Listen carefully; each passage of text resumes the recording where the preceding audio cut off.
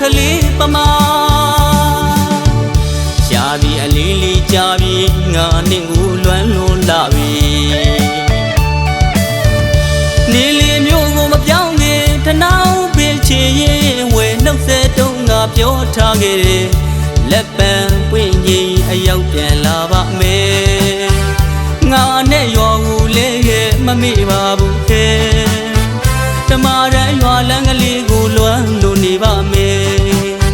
အခုတော့တကူတဲ့နေမရှိတော့လဲငါမပြောပါဘူးခဲလွမ်းလိုက်တာကွယ်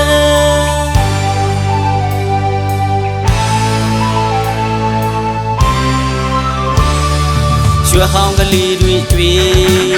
ရွှေတဲ့ဝေခါနောက်ပေါ်ရာဒီပြောင်းမိငယ်ပေါင်းအချစ်ရဲ့